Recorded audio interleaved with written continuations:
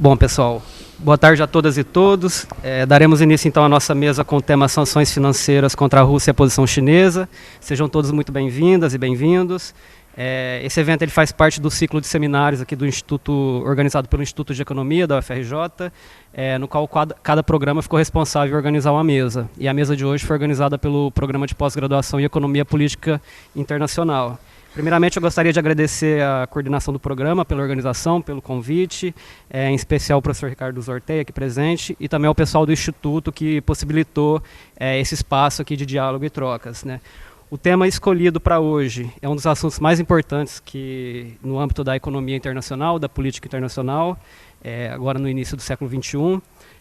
Como sabemos, no final de fevereiro desse ano, a Rússia invadiu o território ucraniano, fato que levou a uma escalada de sanções econômicas contra o país por potências ocidentais, em um nível como nunca antes se visto. Em especial, os Estados Unidos buscaram desconectar o sistema financeiro russo do sistema globalizado, no qual o dólar ocupa a posição central. E um pouco antes dessa invasão também a Rússia e a China haviam declarado uma parceria sem limites, né, durante a abertura da Olimpíadas de Inverno. Então, esse tema ele levanta uma série de problemáticas que impactam a economia política global contemporânea, e envolve uma série de questões como exportação de energia, sistema financeiro, moedas, tecnologia, enfim. E para dar conta desse tema, nós convidamos hoje dois grandes especialistas aqui da casa, o professor Hernani e a professora Isabela. O professor Hernani ele é graduado em Economia pela UFRJ, ele é mestre e doutor em Economia pela UFRJ também, ele é professor do Programa de Pós-Graduação em Economia Política Internacional e é pesquisador do grupo do setor elétrico aqui da UFRJ. Além disso, o professor foi superintendente do BNDES, nos cargos de superintendente de comércio exterior e de pesquisa e acompanhamento econômico.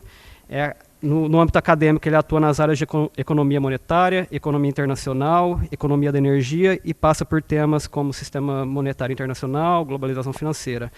Já a professora Isabela Nogueira de Moraes, ela é mestre em ciência política pela USP, doutora em economia aqui pela casa também, UFRJ, fez um período sanduíche na Tsinghua University da China, perdão se eu não pronunciei certo, professora, eu não sei falar chinês um pouquinho. Ela foi pesquisadora de pós-doutorado e professora do Instituto de Socioeconomia da Universidade de Genebra. Atualmente é professora adjunta do Instituto de Economia e do Programa de Pós-Graduação em Economia Política Internacional, aqui da casa também. Ela é coordenadora do Lab China, é membro fundadora da Rede de Estudos Brasil-China e já recebeu uma série de bolsas de financiamento à pesquisa de nível nacional e internacional, incluindo a Fundação Nacional de Ciências da Suíça, a Agência Francesa de Desenvolvimento, do IPEA, e atualmente é bolsista de produtividade em pesquisa nível 2 do CNPq. Eu passaria então a palavra primeiramente ao professor Hernani, depois à professora Isabela. Cada um fará uma apresentação de 30 minutos e no final nós abriremos para a pergunta de todos aqui presentes. É importante ressaltar que as perguntas não serão gravadas, apenas a parte da palestra, para vocês se sentirem à vontade também para colocar perguntas no final. Então, gostaria de agradecer a presença de todas e todos aqui presentes e passo para o professor Hernani, então, fazer sua apresentação. O microfone é para gravação. Ele não ecoou aqui para a sala, infelizmente. Ok. Se eu falar baixo, me avisa. É só falar assim que eu sobe o volume. Assim eu baixo o volume. Eu vou levantar, que eu prefiro dar aula em pé. Vou falar em pé do que falar sentado. Então, olha, obrigado aí pelo convite, Pepe, pessoal, trazer aqui para vocês algumas ideias que a gente desenvolve aqui dentro do Pepe, né? A gente está dando até um curso sobre esse tema nesse momento. Eu vou falar de Rússia, né? Vou tentar, talvez, dividir em 3 partes. Primeira, contextualizar o que está acontecendo, certo? Onde é que a gente encaixa isso nesse mundo que a gente está, né? Segunda coisa é a sanção monetária, o que eu chamo de bomba dólar, em última instância, porque para mim a sanção é pouco, ela é uma arma. Eu vou tentar mostrar para vocês por que eu acho que é uma arma ao longo da minha apresentação. Como é que a gente entende isso, como é que ela opera e quais são os problemas teóricos associados a isso, né?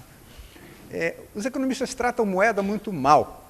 Pior ainda, tratam a guerra. Eles não falam da guerra. Se vocês pegarem a literatura econômica, não se fala da guerra. Isso não existe. Ela é sempre encarada como uma barbárie, o fim da acumulação de capital. É muito interessante, o Keynes tem umas coisas escritas sobre isso, e vocês veem a tristeza. A guerra, ele em 1913 escreve um negócio dizendo que a Primeira Guerra Mundial era uma impossibilidade lógica. Por quê? Porque a divisão do trabalho, o Adam Smith já falava nisso, né? Vai trazer a paz, a integração dos homens, redução das diferenças, a interdependência, e o Keynes tinha razão de dizer que seria uma catástrofe do ponto de vista de destruição. E foi mesmo, né? Mas isso é... E daí? Os homens deixam de fazer a guerra porque isso vai destruir a acumulação de capital? Isso é uma bobagem, correto? Então, é assim, se tem dois temas muito maltratados na literatura, pelo menos na parte econômica, um é moeda. Os economistas dizem, os mais conservadores pelo menos, a moeda não serve para nada, ela é um meio de troca, ela serve para trocar. Eu vou chamar a atenção para vocês que a gente precisa, e tem alguns pontos na teoria, não vou entrar muito em teoria não, mas assim, chamar a atenção que essa é uma agenda teórica interessante fazer e dentro de uma perspectiva, digamos assim, mais histórica, com o pé mais no chão. O que é isso que está acontecendo? Vamos discutir um pouquinho como é que a bomba dólar, por que ela opera? Se a moeda não serve para nada, como é que ela opera? Como é que ela é uma arma de guerra? Se ela não tem uma função, a menos de permitir que a divisão do trabalho opere. E, por fim, o que aponta a partir daí? Vou fazer uma provocação para a Isabela. E aí, deixar um pouco o caminho para ela falar um pouco mais de China, que eu acho que é um tópico também, a despeito que a China não é a bola da vez, ela é, se a gente olhar mais na frente, certamente ela é a bola da vez. Ela é o bicho que está sendo tocado pela situação toda que está aí. Apesar de que não é ela que está sendo falada, ela não é o Putin, ela não é a Ucrânia, mas é ela, do meu ponto de vista. E aí, vamos ver o que você acha disso tudo, ok? Isso aqui eu faço o quê? Para a direita, para cima, para baixo?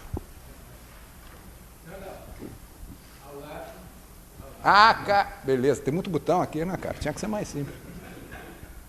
Nada? Esse aqui para baixo? Bom, se alguém quiser literatura, eu vou sugerir 3 coisas. 2 são textos de discussão que a gente publicou aqui recentemente no Instituto. Um é sobre a bomba dólar, certo? A moeda como arma, que é o texto de 19, ele foi publicado depois num livro do Fiore, o Fiore como editor, claro, e aí foi. O segundo é um texto que acabou de sair, vai sair uma versão nova agora na Oikos, sobre a aplicação disso à Rússia e o caso russo, em que medida ele é diferente. E eu vou pegar um pouco a estrutura do texto, vou trazer para vocês os dados do Irã, para a gente ter um ponto de comparação, para conseguir pensar o que está acontecendo com os russos, né? E o terceiro é um livro que eu acho que, para quem quiser, está disponível na internet, né? Já que está gravando, eu não vou dizer aonde. Mas, assim, esse cara, o Juan Zarate, foi funcionário do Departamento de Tesouro e operou a bomba dólar sobre o Irã. E é muito interessante porque ele é muito descritivo. Os americanos adoram se ufanar deles próprios, né? Então, e é muito legal, porque ele conta uma série de histórias, uma série de detalhes. Para quem tiver interesse, não é uma leitura ruim, não. É uma leitura fácil, também escrita e assim por diante. Muito bem.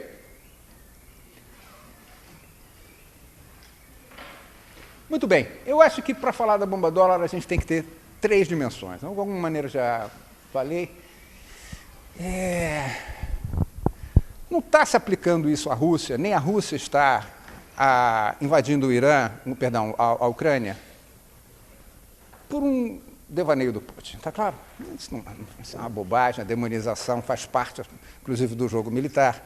Mas, assim, tem um processo rolando aí há muito tempo, e que, se eu perguntasse para vocês se alguém está otimista, pode estar otimista pelas eleições semana que vem, legal, isso aí está... O clima no Brasil não está ruim desse ponto de vista, mas o clima no mundo está péssimo, não sei se vocês têm acompanhado, certo?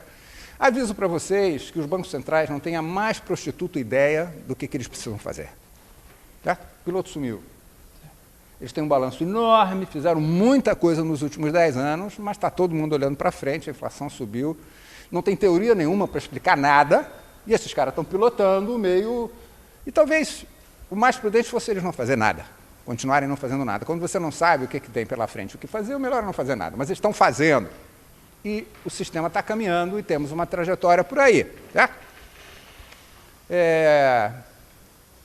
Temos problemas de comida, temos problemas de energia, E isso não começou porque o Putin invadiu a Ucrânia. Já está vindo há algum tempo nessa história. Certo? Vários países já quebraram, mais países vão quebrar. Então, é uma situação que a gente poderia chamar o seguinte: cada um por si, Deus contra. Essa é uma máxima do Macunaíma. Não sei se vocês já leram. Se não leram, eu recomendo, certo? Mas é o seguinte: desordem. Depois de um mundo extremamente ordenado, depois de 94, a globalização financeira, eu acho que a gente está assistindo uma enorme desordem. Então, eu vou querer discutir um pouquinho, não a fundo, mas assim, um pouquinho esse ponto. Segundo ponto. Aqui. Discutir um pouquinho a bomba dólar, para vocês terem uma ideia. Se alguém tiver alguma dúvida no meio, por favor, levanta a mão, eu posso parar um pouquinho, tá? E por último, gente, tem uma crise humanitária pesada, uma guerra no meio, nível de informação baixo. Certo? Então, é assim, eu não vou discutir isso, mas apenas para chamar a atenção de vocês é o seguinte: está cada vez mais difícil de entender o que está acontecendo, a informação. A guerra leva a isso e leva a esse tipo de coisa toda, a gente vai perder um tempo. De qualquer maneira, não vou entrar nessas coisas, mas vou falar das duas primeiras para a gente ter uma ideia. Tem duas. Eu sou um leitor, adoro ler o Financial Times, eu gosto, leio. Eu acho que é o melhor jornal econômico que a gente tem, e ali você vê todo mundo falando para todo mundo ali no hemisfério norte. Né? E é muito interessante vocês lerem. O que está? Boa parte da literatura do que os caras estão escrevendo estão falando nisso. E gente importante aqui no Brasil, por exemplo, outro dia eu estava discutindo com o André Lara Rezende. Ele acha isso. Ele acha que nós estamos assistindo a uma cena de declínio do poder americano. E toda vez que tem desordem é porque o hegemon, né? O hegemon não está conseguindo fazer aquilo que seria o seu papel, que é colocar ordem. Né? Então, é assim, no caso específico da moeda, os caras estão dizendo o seguinte: é tiro no pé o que os americanos estão fazendo. E eu não estou falando, vai do André Lara Rezende, que está longe de ser uma pessoa mal formada, um cara inteligente, extremamente interessante do ponto de vista de debate. Mas é o seguinte, ele firmemente acha isso. Eu tive um debate com ele, está na internet, sobre isso. Né? E aí ele diz o seguinte: o dólar está aí, essa moeda que está aí, simplesmente porque ela presta melhores serviços do que as outras moedas com as quais ela compete. Se eu não usar o dólar, eu uso o euro. Se eu não usar o euro, vou usar o yuan. Não, o ien. O yuan ainda não, né? E vamos, até quem sabe o real. Né? Está tudo aí, tem tanta moeda no mundo, né? É um sábado à noite, tem tanta gente, tanto faz. Né? Pode pegar quem você quiser, tanto faz, é quase tudo igual, é muito parecido. Os serviços são um pouquinho diferentes. Esse é o melhor que está aí. É assim mesmo, gente. Eu estou ironizando, mas é assim, é nesse nível de primarismo, certo? Então é assim, tiro no pé, que nós estamos assistindo à decadência americana. Tá bom. Esse tipo de interpretação não é nova. Tem uma literatura monumental sobre isso. Já tem lá nos anos 70, era comum falar isso. Assim. Os americanos gostam disso, porque dá uma ideia de que, sabe assim, tinha os comunistas, depois teve o ebola, e vai por aí. Eles sempre são meio paranoicos, gostam, e isso dá possibilidade de paper, muito paper. Certo? E os caras precisam produzir e ganhar a vida também, honestamente. Né? Então, ok, a gente entende. Mas assim, tem uma outra visão, que é isso aqui. O negócio é o seguinte: o que nós estamos assistindo é uma desmontagem da ordem internacional. Né? Tem vários fatores atuando sobre isso, mas, assim, basicamente, falando assim em bom português, os americanos encheram o saco.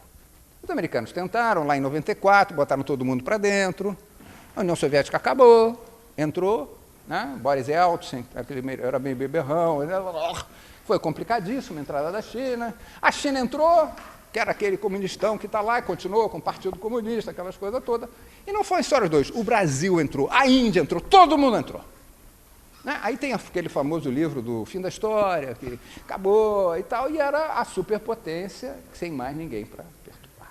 Correto? Muito bem. Esse bicho está sendo questionado pelo menos desde 2007, 2008. Um ponto auge dele foi 2001, quando a China entra na OMC, praticamente numa boa, né? Botou para dentro, estava tudo ali. Os americanos, é o que eu chamo da globalização inclusiva, certo?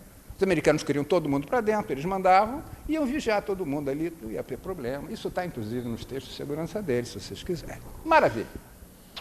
2008, por uma série de motivos, as pessoas começaram a dizer o seguinte: esse negócio não está legal. O Putin faz um discurso em Munique, em 2007, e diz o seguinte: esse negócio da OTAN ter chegado na fronteira da gente não está legal, vocês estão fazendo coisas, etc. e tal, a ordem internacional está errada, a gente tem que começar a pensar umas coisas diferentes, certo? Em 2008, os chineses, durante a crise, o presidente do Banco Central da China, se eu não me engano, acho que foi ele, disse que tem que pensar uma nova arquitetura, porque esse negócio da moeda, dos americanos, etc. e tal, né? E os americanos também começam, né? Tem um famoso capítulo na literatura de política nacional chamado Thucydides Trap, que é a armadilha de Tucídides, que nada mais é do que uma referência a Esparta e Atenas, de que... E aí, para dizer o seguinte, a potência incumbente tem que pegar a outra que está querendo começar a encher o seu saco e dar um pinote nela antes que ela enche o saco. Está claro para vocês? Essa é a teoria. E o nome era menos os russos e mais os chineses. Eu vou apontar para ela só para você ficar um pouco mais discreto. Muito bem, certo? Essa ordem está em demolição. Foi essa ordem que vocês conhecem, essa ordem que integrou todo mundo, essa ordem que estabilizou o Brasil, né? Eu vivi altíssimas inflações minha vida inteira, né? É isso, né? E botou todo mundo para dentro e tem mais, ainda botou a pobreza pequenininha, é um negócio inacreditável o que foi feito nesse espaço aí. Porém, os donos da ordem estão todos de saco cheio dela e começaram a operar por dentro, os americanos em particular, certo? E aí, eu não estou falando nada demais, eu estou simplesmente falando o que o Fiore fala há algum tempo. Eu tirei essas duas parágrafos do Fiore, o Zé Luiz deu uma entrevista num site chamado Outras Palavras, agora em 21. E ele ali está muito conciso o que ele acha. O que ele diz? Ó, a potência hegemônica destrói as próprias regras e instituições que criou. Ele está brigando com a ideia de que a potência hegemônica faz só... o papel dela é estabelecer a ordem. Não, é estabelecer a ordem e a desordem. Depende do seu interesse. Não pode ser uma potência hegemônica que não esteja preocupado com o que o mundo ande, mas pode ser um pedaço do mundo, pode ser. É um pouco isso que eu estou dizendo. Os americanos estão chegando a dizer o seguinte: vamos fazer um movimento tectônico, vamos pegar um pedaço do mundo grande, de população e de gente, e aí eu estou botando os chineses para dentro, e vamos botar isso para fora. Vamos botar para fora os russos e os chineses. É disso que eu estou falando. E isso vai dar um terremoto. Claro que vai dar um terremoto. Já estamos no meio de um terremoto. Já vinha um outro terremoto econômico lá de 2008, que esse negócio do sistema capitalista está indo para o diabo. E os bancos centrais foram lá, encharcaram tudo de dinheiro. E agora ainda tem isso por cima. Sim, é isso mesmo. Agora a gente tem uma prioridade política e temos uma ordem de colocar isso para fora. Talvez a melhor pessoa para vocês lerem falando sobre isso chama-se a Janet Yellen. Ela que é quem está operando a guerra, ela que opera essa guerra. Está falando, com todas as letras, eu depois no final vou fazer. Muito bem, o que é a bomba dólar? A bomba dólar é uma arma, é um artefato bélico, que foi desenvolvido nesse século. Ela é a mais nova grande arma desenvolvida nesse século. Certo? Não tem nada parecido com isso. Eu vou tentar mostrar para você. Ela já foi utilizada com muito sucesso contra 2 países, Coreia do Norte, que é uma pinóia, tá certo? E aí é um caso menos conhecido por vários motivos, e foi com o Irã. E eu vou trazer as informações no Irã, porque o Irã a gente tem informação econômica boa sobre qual é o impacto desse bicho. E peguei, e eu vou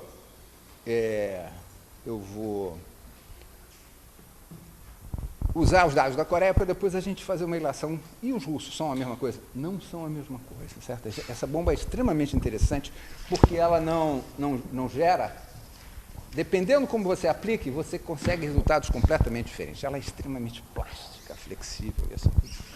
Muito bem. E cada coisa. Então, primeiro, ela é irreplicável.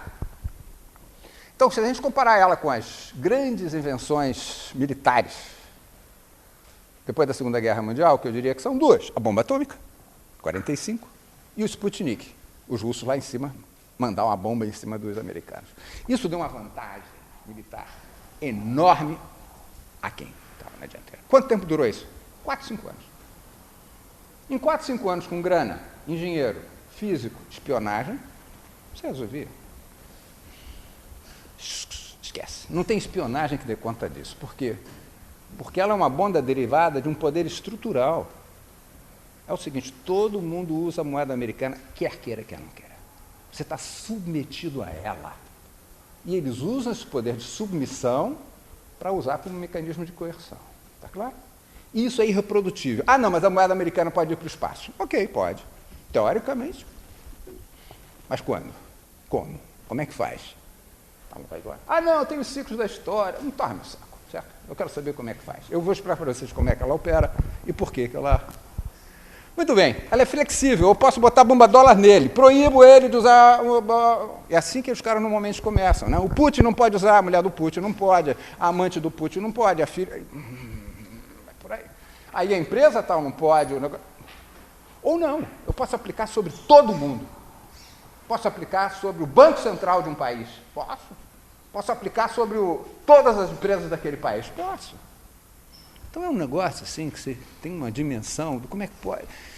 Né? E ao paralisar um Banco Central, você paralisa horrores de qual é a inter-relação desse país. Por quê? Porque tem muita operação que passa por Banco Central. Vamos por lá. Baixo custo. Não precisa de um presunto americano para aplicar isso. Ninguém vai morto para casa sem enterrado. Pensaram nisso?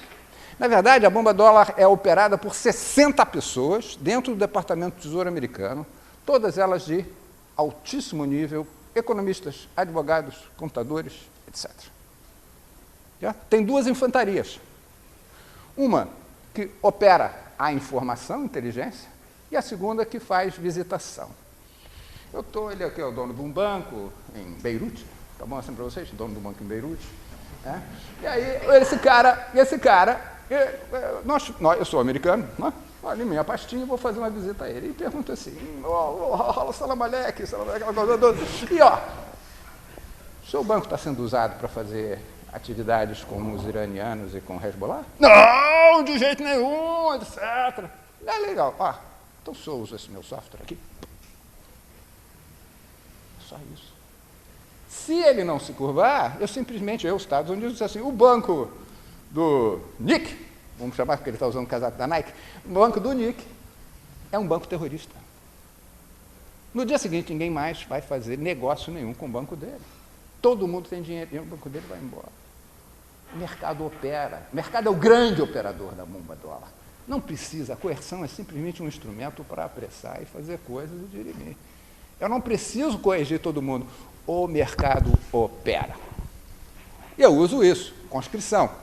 Quem são as infantarias? São todas as instituições financeiras que operam. Tá? Bom, e aí, o que você faz? Bom, você vai se virar, né? Você pode viver sem dólar? Se você não pode viver sem dólar, welcome. Então você vai se virar. Alguma coisa você faz, os iranianos fazem. Aquela empresa está quebrando, eu te dou um crédito, só não sei o quê. Mas sua economia entra numa bagunça. O capitalismo, os capitais vão querer ir embora. Não é só a garotada que está querendo fugir da Rússia por causa da conscrição. Os capitais já tentaram ir antes e foram barrados. É isso, o capital reage na hora. Está claro para vocês? Eu opero em cima do mercado. O mercado é o grande agente desse processo todo. Muito bem. Por que o dólar tem? Eu não vou me alongar nisso, mas assim, as 3 coisas que são mais utilizadas, 3 coisas. Qual é a moeda mais usada na dívida internacional? É a do mês. 52% das dívidas do mundo em 2017, isso aí, era em dólar. Beleza. Você vai encontrar uma literatura enorme dizendo que o dólar perdeu posição porque está sendo cada vez menos utilizado nas reservas internacionais. O Eichengreen acabou de publicar um artigo sobre isso no Fundo Monetário e mostra que isso tudo é uma bobagem. Perdeu sim para o dólar australiano, para o dólar canadense. Por quê? Porque ficaram ótimas moedas, é bom especular, eles pagam uma taxa de juros melhor. E aquilo ali, o 87, que é o nome do jogo, aquilo ali é o seguinte, toda vez que você fizer uma operação cambial, o que tem? Quanto tempo tem? Bom, como ainda tenho? Tenho duas moedas, correto? Tem a moeda dele e a minha. Tem o real e tem o real. Muito bem. Se a gente somar todas elas, certo? Eu vou encontrar o que eles chamam de 200%. Não é 100%, são duas colunas. Certo? Qual é o máximo que uma moeda pode ter? 100%. O dólar é 87%. Ou seja, praticamente não há interação direta entre outras moedas que não seja através do dólar. As outras grandes interações entre moedas é euro com libra, por causa da Europa. O resto é pinóia. Está claro para vocês? Todo mundo opera dentro do dólar, quer queira, quer não quer. Muito bem. Vou tentar acelerar aqui um pouquinho. Muito bem. Por que que isso é um mecanismo de coerção? Porque a moeda é um mecanismo de coerção. Dos mais antigos. É uma tecnologia social que foi inventada há 4.000 anos atrás e que, de certa maneira, eu vou muito rapidamente. O problema é o seguinte: se você não tiver moedas, o que acontece? Você não vai pagar suas contas, correto? Você precisa de moeda. Como é que você vai arrumar isso? Não sei, vai ter que trabalhar. Ah, tá bom. Então vai ter que vender alguma coisa. Ah, tá bom, legal. Se não tiver, o que acontece com você? Você quebra. No passado você virava escravo. Hoje não pode ser medido como escravo. Mas você vai ter penalizado. Sua vida vai virar um inferno. Você vai ter que pedir esmola na rua. E se você for uma empresa? Pena de morte. Você vai falar isso. Então tem todo um sistema de opressão e de coerção implícito nos sistemas monetários, desde a sua origem até hoje, que obriga você a pagar suas obrigações com a sociedade em moeda, que vai do imposto à sua dívida ao que você quiser. Isso é muito antigo, gente. Muito antigo. Muito bem. Qual é a regra do jogo? Você tem que administrar a quantidade de moeda que você tem. Sempre tem mais moeda do que aquela que você tem que gastar. Certo? Senão você quebra. Muito bem. A globalização nada mais. Foi um monte de coisa. Mas uma das coisas que ela fez foi colocar todos nós expostos cada vez mais ao dólar. O Estado não intervém no mercado de câmbio, o Estado permite que o dinheiro entre e saia, não é isso? Você pode mandar para fora quanto você quiser. Se você tiver imposto de renda, você pode mandar, não tem mais permissão do Banco Central. Na China tem, não é à toa. Certo? Ok. Então, se é assim, estamos todos expostos ao dólar, individualmente, coletivamente. Está claro? Muito bem. O que os americanos estão fazendo? Os americanos estão fazendo o que se chama na literatura, em inglês, weaponization. Armamentização. Gostaram da palavra? Bonito, né? Armamentização do dólar. Estão usando o dólar como arma. Essa é o que está se falando. Muito bem. Quando é que isso começou? É engraçado, isso começa... Todo mundo viu Narcos, aquela série? Viram? É isso. Tem uma hora, no momento em que o cara vai para Curaçao, que é a Antilha holandesa, atrás do dinheiro do colombiano lá. Como é o nome do colombiano? Escobar. Pablo Escobar. É isso? E ele enterrava o dinheiro que não tinha mais onde botar. É isso, certo? Essa coisa toda começa para perseguir os Pablos Escobares da vida. Informação. Se o dinheiro do cara é dólar, ele está no meu sistema, e o sistema é americano. Não existe sistema monetário internacional, tá, gente? O que existe são estrangeiros operando no sistema monetário americano, tá claro? A moeda é deles, o sistema é deles, os bancos são deles. E por isso que eles dizem quem está dentro e quem está fora. Ah, não gostou? Como o cara falou, eu vou falar aqui, mas... Fuck you, se você não gostar. É isso mesmo que os gringos falam, essa é bobagem. Muito bem. Os caras começaram a olhar aquilo e acharam uma maravilha. Dizer assim, se eu consigo ir atrás do Pablo Escobar, eu consigo ir atrás dos terroristas também. 2 dias depois que o Bin Laden explode as torres de Nova York, o Bush vai e diz o seguinte: nós montamos uma unidade dentro do Departamento do Tesouro que vai perseguir esses caras e estamos chamando todo mundo a se juntar para a gente nessa guerra ao terror. Foi isso. 15 dias depois. Estava tudo preparado. Certo? E aí, qual era o problema deles? O problema dos gringos era o seguinte: a informação das transações internacionais em dólar não está nos Estados Unidos. Está na Bélgica, sobre lei europeia, num lugar chamado SWIFT. E o SWIFT, para dar a informação que os gringos queriam, pediam autorização judicial.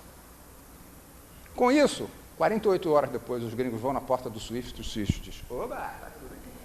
Está claro. Ordem unida, fecharam. E é o seguinte, eles têm todo o acesso a toda a informação financeira ex ante. E usam do jeito que eles quiserem. Ok? Com isso, eles começaram a correr atrás de tudo e de todos. E controlar todas as transações. E chegar e dizer o seguinte: Quem pode ou não pode usar o dólar. E foram trabalhando também sobre os regimes de regulação no mundo inteiro. Você, se abrir a conta para um terrorista, você também é terrorista. Você é responsável, você gerente, pessoa física, você banco, se for utilizado como terrorista, você é corresponsável.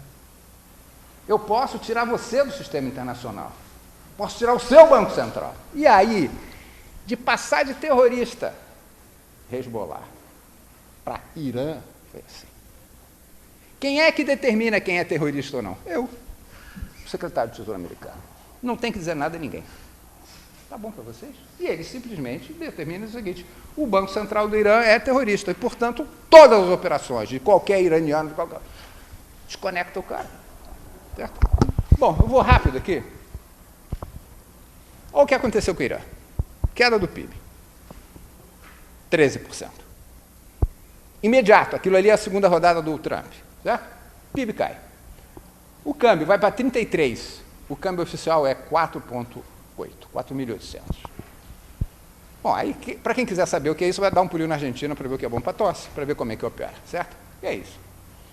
Inflação, 10 para 50, com controle de preço. E eles têm petróleo. Déficit fiscal. Os caras estão fazendo o que eles podem para evitar que as coisas quebrem lá por dentro. Certo? É isso. Não tem como. Dá um tremendo... Exportações, de 30 para 12. Produção de petróleo, de 3.800 para 1.800. Exportação. Exportação. Ixi. Desculpe. Essa é a pessoa mais chata que eu conheço na minha vida. Ela liga nos piores momentos. 400 mil. 400 mil. Eles exportam 400 mil. Como é que isso é feito? Sai de uma bandeira, entra noutra. Mas é o mínimo. Basicamente, petróleo que vai passeando. Bom, qual o custo de fazer isso tudo numa guerra convencional? Vou rapidinho.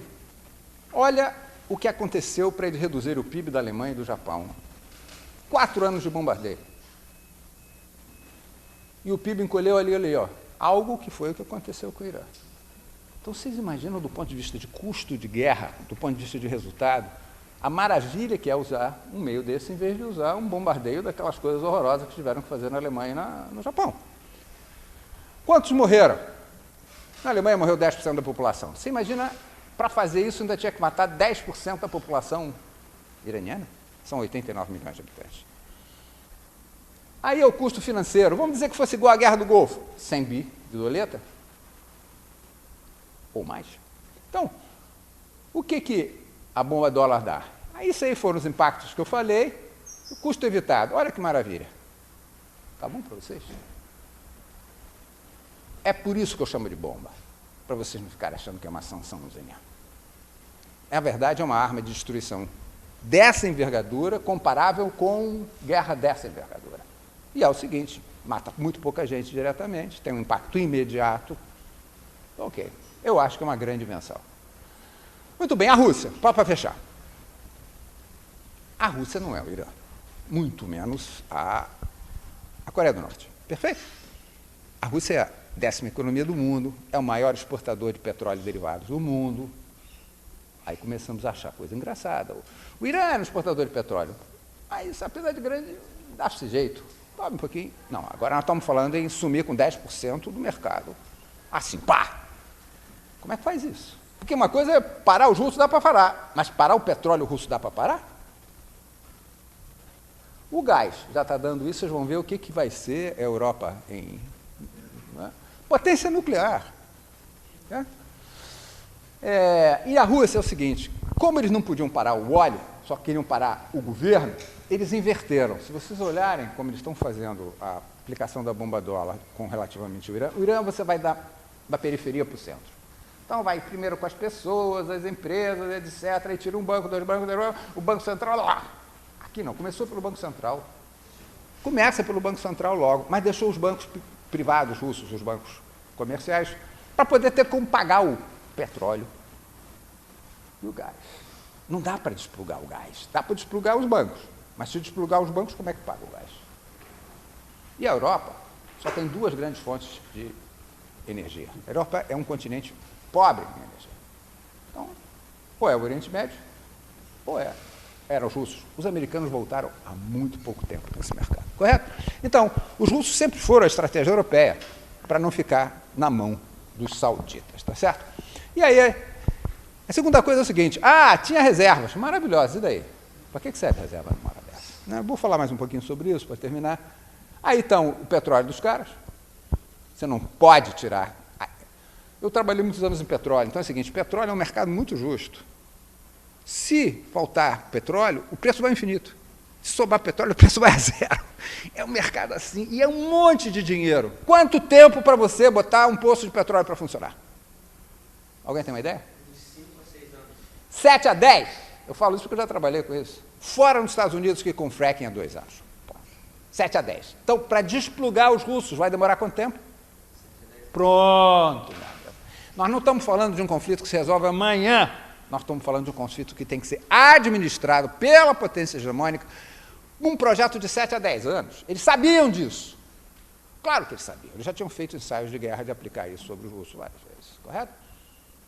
É longo. Não é uma Venezuela. Não é um outro bicho que está aí. Muito bem.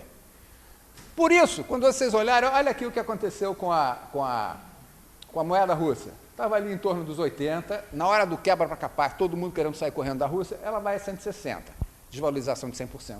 Voltou a 60, por quê? Porque como os caras continuam vendendo petróleo, o preço do petróleo subiu, eles estão nadando em dinheiro. Não tem como fazer com o Irã, que é sufocar. Pelo contrário, se deixa o preço do petróleo, se deixa as contas abertas, os caras vão nadar em dinheiro. É isso mesmo. Eles estão usando isso. Estão usando isso e vão ter que ser, não tem outra maneira de fazer. Olha lá o superávit russo. Subiu horrores. Né? E as reservas? Maravilhosas. 20% dela está em ouro na Rússia. O que você faz com ouro? Tem que comprar chip. Alguém vai receber em ouro? Que está na Rússia? Não, mas tem um dinheirinho na China. Legal, yuan. Até que ponto você pode usar? Até que ponto os chineses vão dar essa colher de chá para eles? Eles são os maiores depositantes em yuan estrangeiros. Eles fizeram tudo o que eles puderam para não deixar a moeda deles parada. E mais da metade das reservas continuavam em dólar no dia da invasão da Ucrânia. E a pergunta é, se o Putin era o cara que sabia qual era o dia da invasão, por que ele não tirou o dinheiro todo?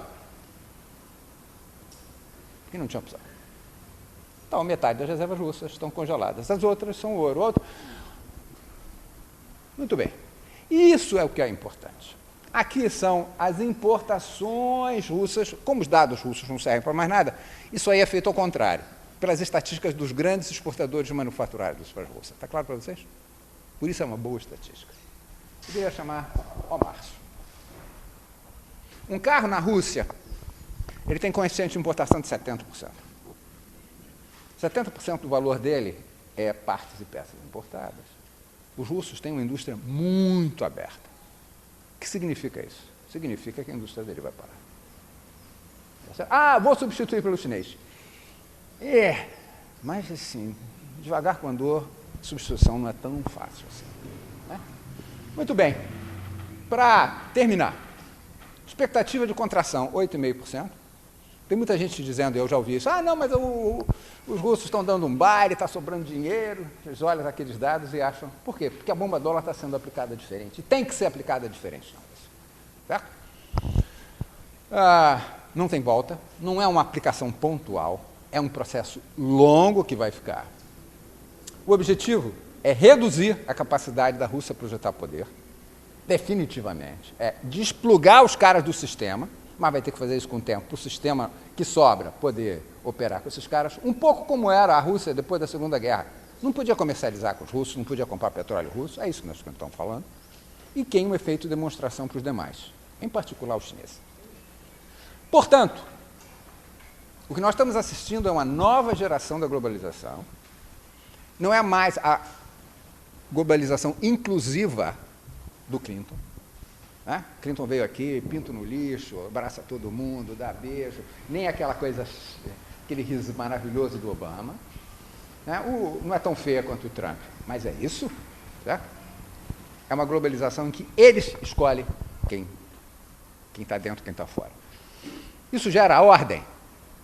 Olha, vai demorar, mas vai gerar muita desordem. Eu queria só... eu não botei aqui. Eu ia trazer... se vocês quiserem ler alguma coisa sobre as estratégias americanas com relação a isso, leiam os discursos da Janet Yellen. A Janet Yellen, que é a ministra da Fazenda, está falando isso. E ela está dizendo, vocês já devem ter ouvido falar coisas como nearshoring, friendshoring. Eles estão dizendo o seguinte, tem que mudar as cadeias de produção de valor do mundo do jeito que estão, centradas na Ásia e centradas na China. Temos que refazer isso tudo. Esse é um processo para 7, 10 anos também. Tá? Então, é assim, isso gera ordem. No primeiro momento, gera uma tremenda desordem. O que nós estamos atravessando hoje, vocês também, é um sistema desse. Certo? O dinheiro perde importância, os bens ganham importância estratégica. Então, os bancos centrais têm que subir a taxa. O dinheiro perdeu o valor. Ok? Fico por aqui. Janet Yellen. Janete Yellen com Y e 2 L's. Bom, muito boa tarde a todos e todas. Uma satisfação voltar a esses encontros presenciais. Uma satisfação compartilhar essa mesa com o Hernani, poder aprender com ele e, sobretudo, poder chegar num tema tão quente, tão tenso para todo mundo. Acho que poucos de nós imaginaríamos estar voltando a discutir hipóteses nucleares, hipóteses no meio de uma economic warfare, como a gente está fazendo, né? Mas num cenário internacional tão tenso, tão desafiador, tão cheio de pontos de interrogação, né? Como a gente está enfrentando. Então, agradeço o convite do Ricardo para participar dessas conversas e partilhar com vocês muitas das minhas questões, muitas das minhas dúvidas, né? Eu segui aí, arrisca a provocação, né, as sanções financeiras contra a Rússia e a posição chinesa. Obviamente, vou puxar bastante para a questão chinesa dentro disso. Infelizmente, eu concordo muito com o Hernani, porque seria ótimo a gente entrar aqui num debate virulento e ter vários pontos de discordância, mas vocês vão ver que vários pontos vão ser muito comuns em relação ao que ele disse. Talvez a minha fala seja mais conjuntural, tratando alguns elementos mais de conjuntura e puxando mais para, afinal de contas, como é que entra a China dentro desse processo, não só de aplicação das sanções, mas de mudança rápida desse cenário geopolítico e de acirramento dessa disputa, enfim, intercapitalista e entre grandes potências. Então, vamos lá? Sou eu que passo, né? Estou fazendo. Pronto. Tá. Bom, primeira coisa que me chama a atenção em relação a dimensão das sanções, objetivamente, né? Pensando, afinal de contas, o que tem sido as sanções e o que tem sido o efeito dessas sanções no curto, no médio e no longo prazo, com o uso disso que o Hernani tão bem chama, com esse nome tão feliz aí da bomba dólar, que a literatura em geral vai chamar desse economic warfare, né, dessas armas de guerra econômicas de uso dual, né, o dólar como uso dual, muito claramente, né, tanto do ponto de vista financeiro quanto do ponto de vista militar. A primeira coisa que me chamou muito a atenção foi uma virada no discurso da The Economist, quando a gente olha o início da imposição das sanções, ali logo no começo de março, logo que a guerra eclode, já vem, né, o anúncio de que as sanções estão sendo colocadas em prática, e uma contraposição em relação agora a agosto desse ano, né? Quando as sanções são anunciadas, a gente vê, numa primeira matéria do The Economist, falando que as sanções estão sendo usadas pelo Ocidente selvagemente, né? Nenhuma grande economia do mundo moderno jamais foi atingida por tão fortes armas, vai dizer a revista, e efetivamente, a gente tem metade das reservas congeladas, né?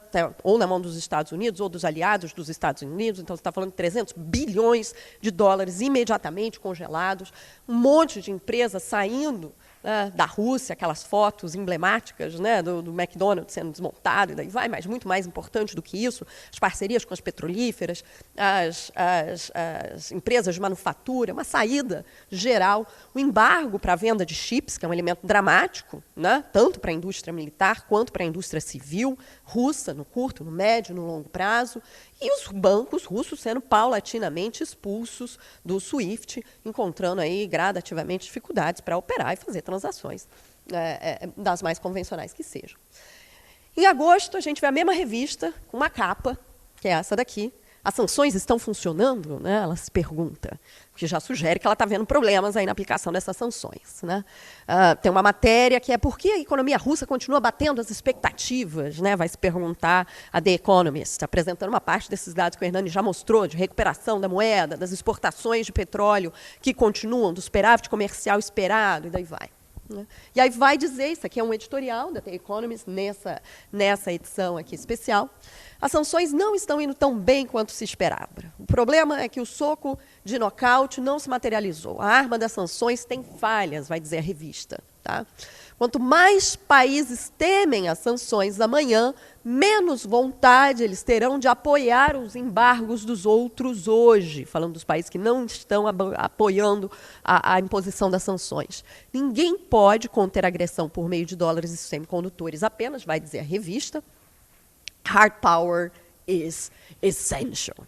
E aí tem uma linha emblemática num editorial de uma revista ultraliberal, que é The Economist, chamando e clamando pelo aumento dos gastos militares americanos no envio direto, americanos e dos aliados, no envio direto de armas para conter a guerra com a Ucrânia. Né, para armar os ucranianos para conter a invasão russa, né, fazendo um apelo ali para um aumento nesses gastos militares. Era uma linha ali, mas ela vem numa construção argumentativa de que as sanções sozinhas não vão ser suficientes, que vai ser preciso entrar para jogo pesado, direto ali, uso de hard power, envio de mais armamentos. São os famosos 15 bilhões que os Estados Unidos estão gastando nesse momento, né, tá certo? Para financiar o uso de armas ali na resistência ucraniana.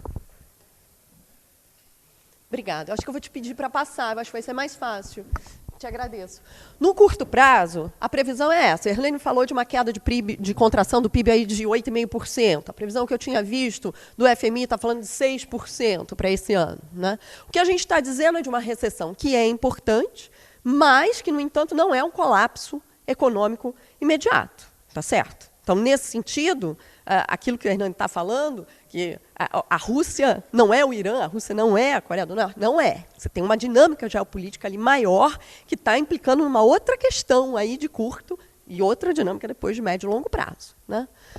E, sobretudo, se a gente compara com o que é a tragédia russa ali, de transição da União Soviética para a Rússia, quando a gente tem uma queda ali do PIB de 50%, né, ali na primeira metade, ao longo dos anos 90, a queda atual parece cosquinha, né, frente ao que eles já experimentaram ali na transição da União Soviética para cá.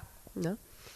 A exportação de hidrocarbonetos não estão ameaçadas de forma nenhuma, vai ser o segundo maior superávit em conta corrente do mundo, agora em 2022. A previsão é de 260 bi de superávit. Então, estão comprando petróleo russo aí sem vergonha. Né? E conseguiu defender a sua moeda com controle de capitais muito forte, com choque de juros. Né? E aí, vai dizer o Fiore, esse ataque econômico fracassou nos seus objetivos imediatos, atenção, e vem provocando crises econômicas e políticas de grandes proporções na Europa. É uma tragédia agora, não só o inverno, mas já o momento político que a gente está vivendo agora, uma Europa que está enfrentando uma crise da extrema-direita, a volta da extrema-direita na Itália, perdas eleitorais na França, queda de Boris Johnson na Inglaterra, mesmo a queda de popularidade fortíssima do Biden nos Estados Unidos. Né? Então, você tem elementos estruturais ali que vão compondo com uma sanção que vai agora pegar pesado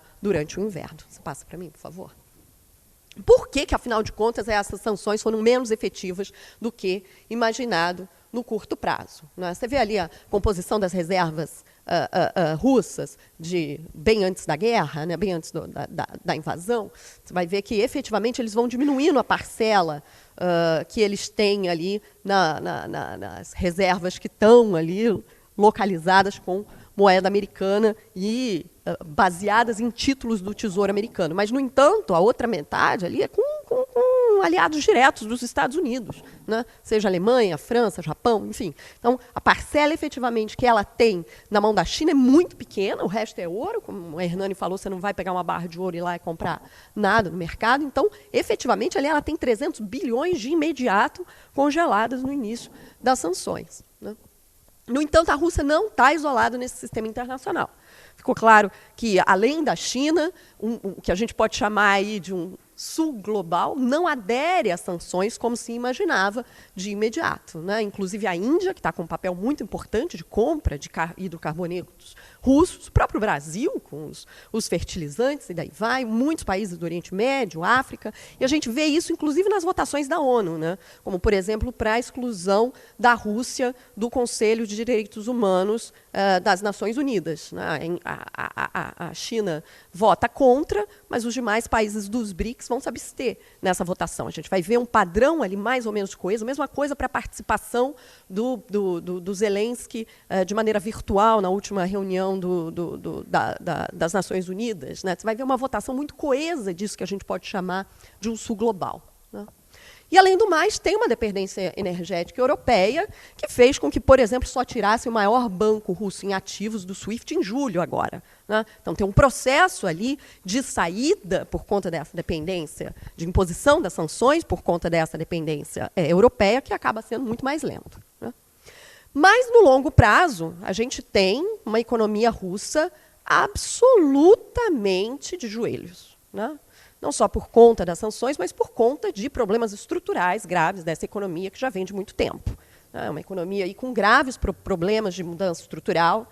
Ela passa por essa, que é esse gráfico de baixo, né? Ela passa por essa grande depressão durante a década de 90, nessa transição da União Soviética para a Rússia. Vem essa recuperação, que a gente vai chamar de uma recuperação aí, governada pelos recursos naturais, um nacionalismo de recursos naturais, que não é só a exportação de petróleo e, pura e simples, tem uma expansão do gasto fiscal internamente, né, na forma de obras de infraestrutura e uma série de coisas ali que vai fazer a economia russa efetivamente crescer muito bem, né, durante essa fase Putin, esse primeiro governo Putin, a gente pode chamar, né, mas que, no entanto, atinge um limite, atinge uma estagnação. É um modelo que está já há uma década estagnado do ponto de vista do PIB per capita, né? Então, é uma economia que já vem de problemas estruturais por conta dessa falta de mudança estrutural e que, uma vez cortado, uma vez impostas as sanções e cortados o acesso a essas tecnologias, sobretudo chips, né,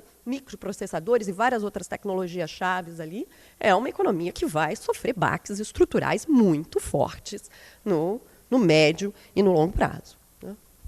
E, junto disso, cresce enormemente uma dependência econômica, tecnológica, financeira e geopolítica em relação à China. Nesse sentido, a pergunta necessariamente subsequente é como é que fica essa parceria China-Rússia depois da guerra, né? Essa é a pergunta de um milhão nesse momento, né? A que ponto está essa parceria? Como estão, né? A famosa parceria sem limites, que foi firmada lá em fevereiro, eu vou argumentar para vocês, esse é um dos elementos que mais me chama a atenção nessa conjuntura, está gradativamente caminhando para o que o próprio Putin disse na última reunião da Organização de Cooperação de Xangai, algumas semanas atrás, para uma preocupação de Xi Jinping com a situação na Ucrânia, né, com o conflito na Ucrânia. A gente vai ver, eu vou argumentar no próximo slide, que vai crescendo o desconforto chinês com a guerra, seja por conta das perdas territoriais importantes, por conta da ameaça agora de guerra nuclear, ou por conta da fragilidade toda que isso está colocando a China ali de maneira bastante desconfortável. Por um lado, a China está aceitando com bom grado o petróleo russo barato e um uso cada vez mais intenso do renminbi, da sua moeda, pela Rússia. Isso está aumentando, eu vou mostrar os dados para vocês daqui a pouco, né? Desde maio, a Rússia tomou o lugar da Arábia Saudita e se tornou o primeiro fornecedor de petróleo para a China. E, segundo os dados da alfândega chinesa, dado que a Rússia não divulga mais dados de comércio exterior, o comércio China-Rússia cresceu 31% nos 8 primeiros meses de 2022, até agosto, e a maior parte veio de importações chinesas. A China está importando muito mais petróleo e gás russo, que cresceram 60%, enquanto as exportações chinesas para os russos cresceram só 26% nesse período. Isso é importante porque significa dizer que a China não está compensando a perda de fornecedores ocidentais, né, sejam europeus ou norte-americanos, nesse processo de sanções, tá? Ela não está fazendo esse trabalho. E mais a gente tem visto, seja na mídia, seja os intelectuais chineses, ou seja agora de pouquinho, né, os embaixadores chineses se colocando de maneira desconfortável em relação à guerra, ou o conflito, né, eles vão dizer. Eu tive numa reunião essa manhã com o Zhao Minhao, era fechada para umas 70 pessoas, mais ou menos, que é um cara, um internacionalista da Fudan, e ele ali foi absolutamente claro na visão dele do que está acontecendo dessa parceria, né? A Rússia está se tornando um peso estratégico para a China, né? Strategic burden for China. Putin miscalculation is preeminent, né? Você tem um erro aí, um erro de cálculo proeminente dele, e um conflito catastrófico. Né? Você tem os intelectuais chineses começando a falar, já é a terceira reunião em que eu vejo esses intelectuais chineses se colocando preocupados em relação à direção do conflito, sobretudo depois da guinada, da perda recente de território na Ucrânia, da guinada nuclear e daí vai. O embaixador Qin Gang, que é o embaixador chinês nos Estados Unidos, já tinha escrito um artigo no Washington Post, dizendo que a China não tinha conhecimento, ao contrário do que todo mundo diz, que a China não tinha conhecimento prévio da invasão, né, porque, afinal de contas, a parceria estratégica China-Rússia é assinada poucos dias antes da invasão, ele escreve isso com todas as letras, tenta se eximir de qualquer tipo de responsabilidade e de controle sobre a decisão de Putin, né, diz que eles não têm controle sobre Putin. E, sobretudo, nas últimas semanas, a gente começa a ver uma mudança radical na cobertura da imprensa chinesa, que continua sendo, como os analistas falam, né, uma neutralidade pró-Rússia, né? Continua exibindo sua neutralidade pró-Rússia, mas, no entanto, cada vez mais com artigos assinados de analistas ali pessoais dizendo que o conflito é um erro e que o caminho tem que ser pela paz, né? E que há vários problemas acontecendo. Então, a gente vê, inclusive, no momento, esse daqui é o encontro, né, do Wang Yi, que é o primeiro-ministro chinês, com o primeiro-ministro da Ucrânia, que aconteceu agora, 3 dias atrás, durante a Assembleia das Nações Unidas, na ONU. Um aperto de mão ali, efusivo entre eles, isso diplomaticamente passa uma imagem forte, e, ao mesmo tempo, quando teve o encontro do Putin com o Xi Jinping, foi o primeiro encontro deles desde que a guerra eclodiu, a mídia chinesa não deu nenhuma grande foto deles. Na verdade, não há aperto de mãos entre eles, a foto é de um do lado do outro, de maneira um pouco fria, e a mídia chinesa coloca, na verdade, está aqui embaixo, no Global Times, aqui tem um editorial que só tem as bandeirinhas, você vai vendo ali uma posição muito mais comedida chinesa nessa relação bilateral. Né? Peraí, faltou um ponto ali. Ao mesmo tempo, a gente vê a China explicitamente resistindo em vender microprocessadores em volume para a Rússia.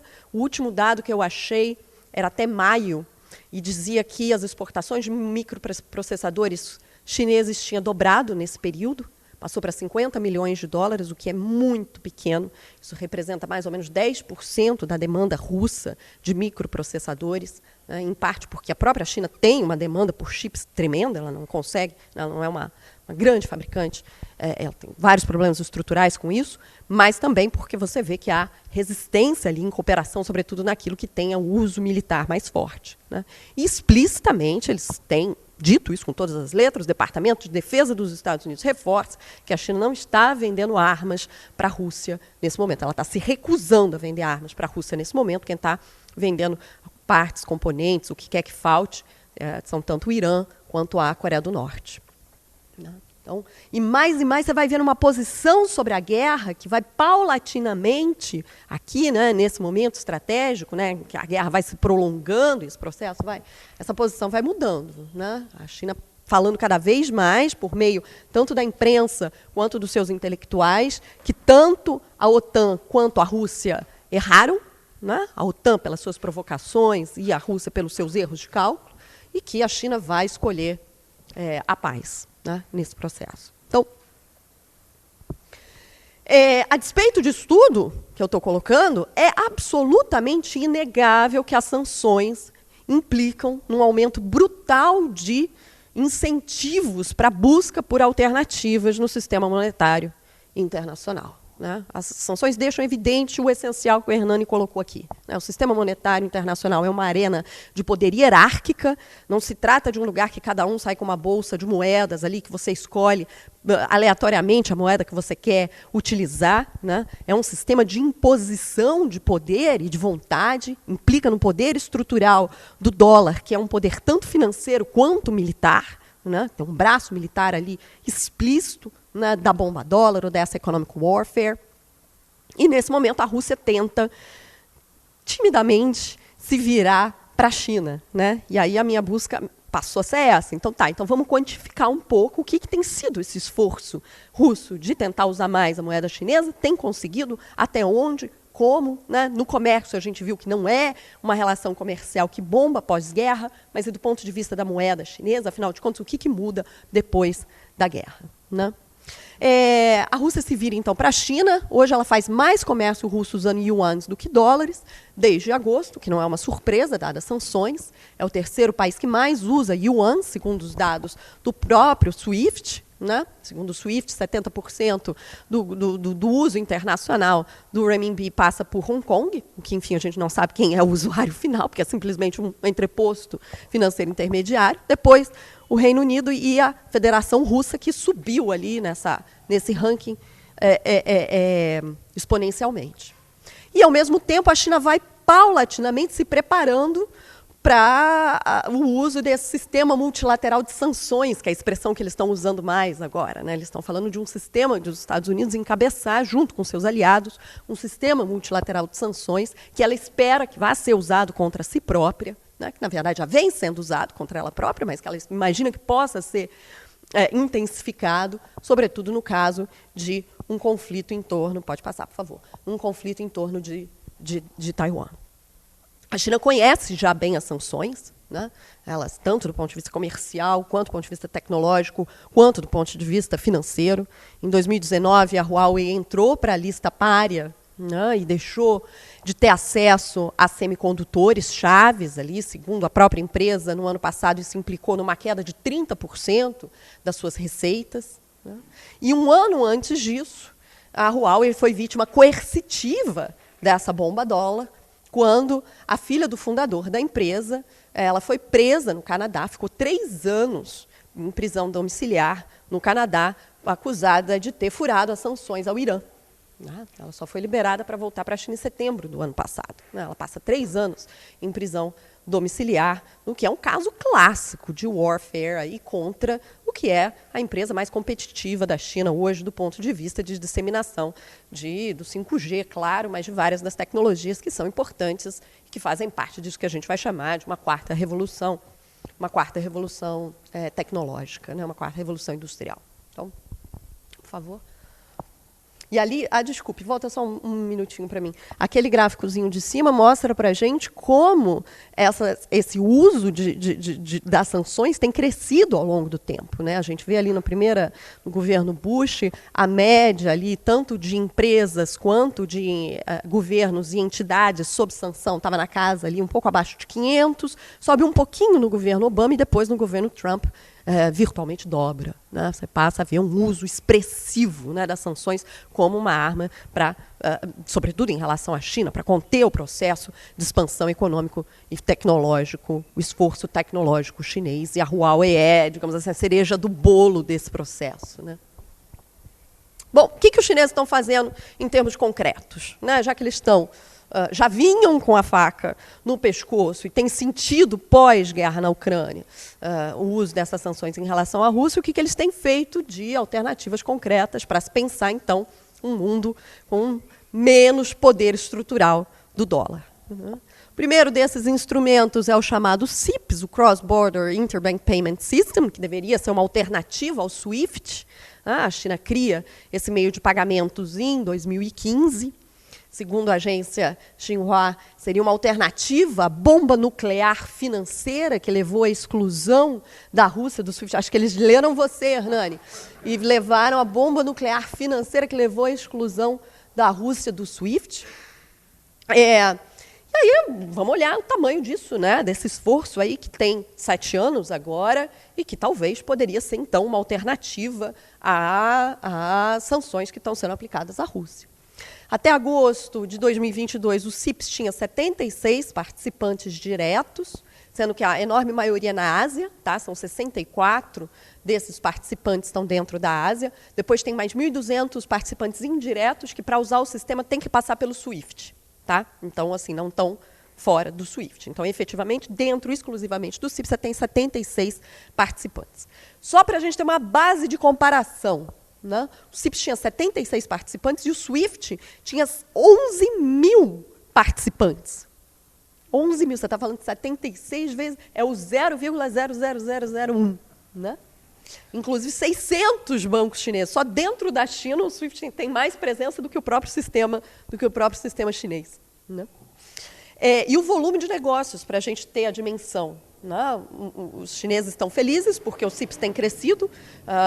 Em 2021, no ano passado, ele cresceu 75%, né? Um crescimento respeitável, ele tem se expandido. O volume de negócios dele no ano passado foi de 11 trilhões, então, no sistema chinês, contra 5 trilhões por dia no SWIFT. Tá certo? Ou seja, em 2 dias de CIPS, em 2 dias de SWIFT, é movimentado o mesmo que foi movimentado no ano passado, em todo o ano pelo CIPS.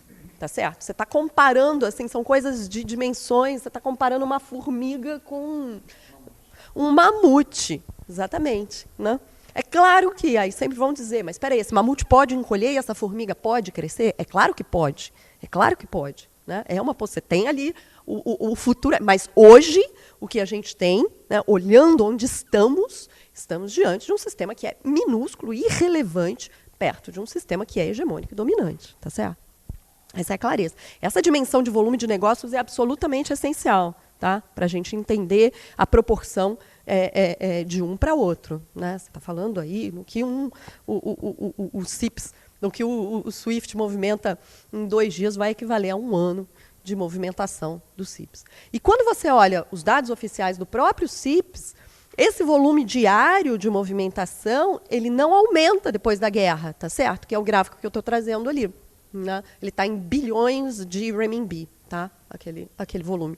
Ele não aumenta, na verdade, ele sugere um aumento anual ali, que é suave, mas se você olhar de janeiro para agosto desse ano, ou de fevereiro mesmo, vai depois da guerra para cá, na verdade, tem até uma queda suave, né, no volume de transações pelo sistema chinês, portanto. Tá? Segunda alternativa, então, que a gente tem sido muito falada, é a moeda digital chinesa, né? Wei Renminbi, né? Que seria uma forma de romper, então, com as estruturas do poder, de romper com o poder estrutural do dólar por meio de uma inovação tecnológica absolutamente radical. Né?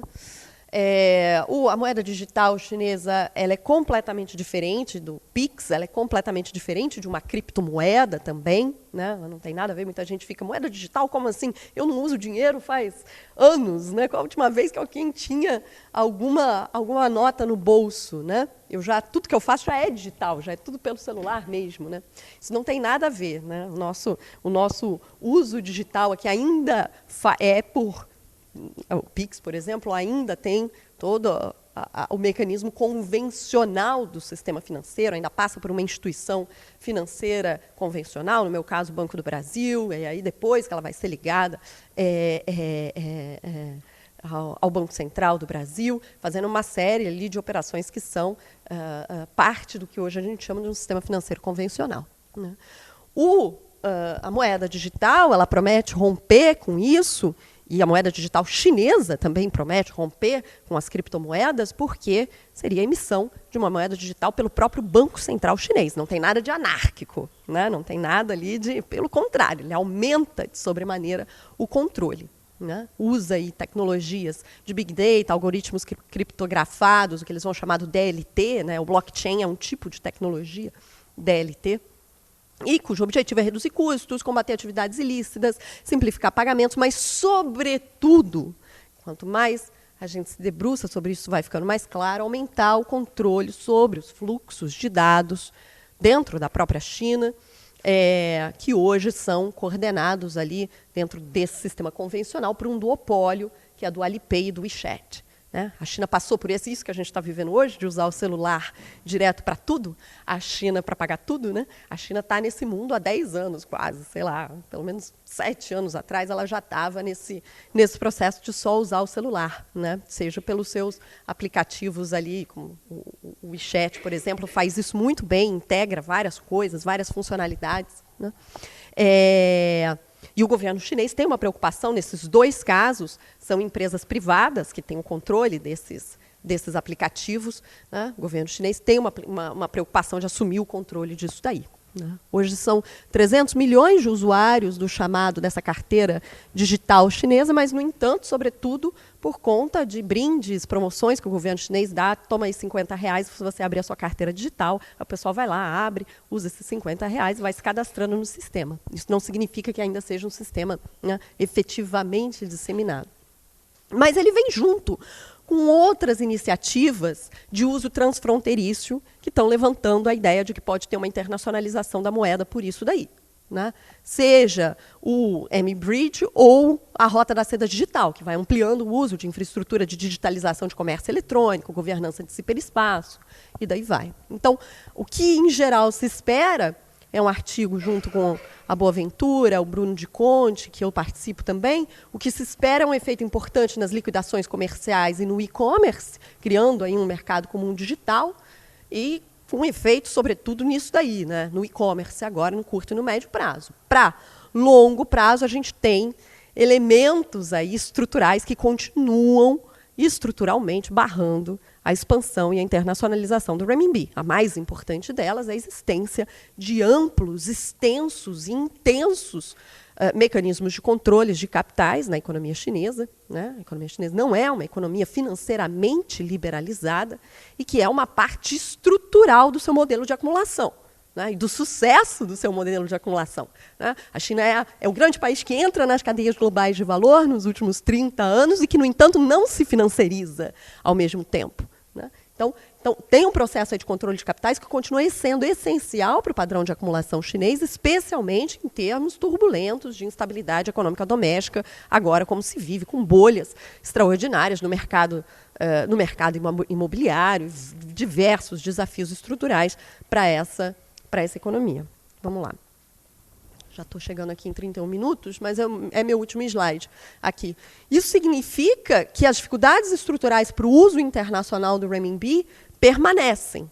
E, efetivamente, depois da guerra, a gente não viu, os números não mostram, nem seja via SWIFT, nem seja via CIPS, nem seja via moeda digital, uma bombada do uso da moeda chinesa. Tá certo? A gente, por exemplo, se você compara o dado de julho de 2020 com julho de 2022, o renminbi continua lá, ali é a fatia no total de pagamentos usando a moeda chinesa, né, globalmente falando, dentro do SWIFT, sai de 1,8% para 2,2%.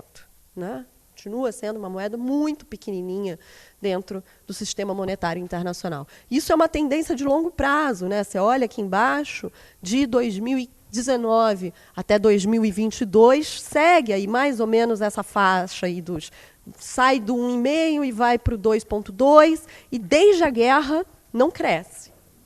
Né? Desde a guerra, segundo o SWIFT, não há um aumento no uso internacional do renminbi, também não há do ponto de vista do SWIFT. Para terminar, então, em resumo, né, as sanções aumentam, sim, enormemente os incentivos e os espaços para a construção de alternativas. No entanto, o sistema monetário internacional não muda sem mudança no cenário hegemônico.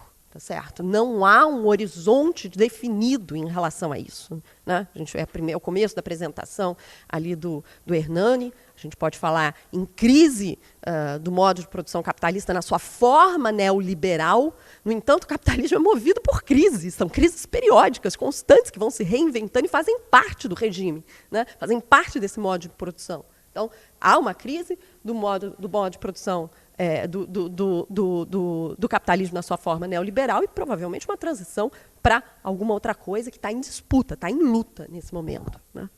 Eu sigo, nesse sentido, o Wolfgang Streeck, que é um sociólogo alemão que está olhando muito para essas transições agora e pensa transição sistêmica e isso tudo, e que vai falar dessa existência de um duradouro interregno, né, na perspectiva gramsciana, né, do interregno, né, uma diminuição expressiva do poder da potência hegemônica de impor a sua vontade, mas isso não significa que estamos em transição para uma ordem estabelecida, não significa que a gente esteja a caminho de uma ordem chinesa ou de um sistema monetário chinês ou de uma ordem, não há nada disso é consolidado ali no cenário, é um processo de disputa e luta em curso, mas vivendo nesse momento um prolongado período de entropia social e desordem, né? Mais do que a transição entre dois sistemas, mais do que a transição entre duas ordens, o que a gente percebe é uma dissolução, um enfraquecimento da ordem anterior e o período de desorganização e desordem. Eu paro por aqui com essas palavras de pessimismo.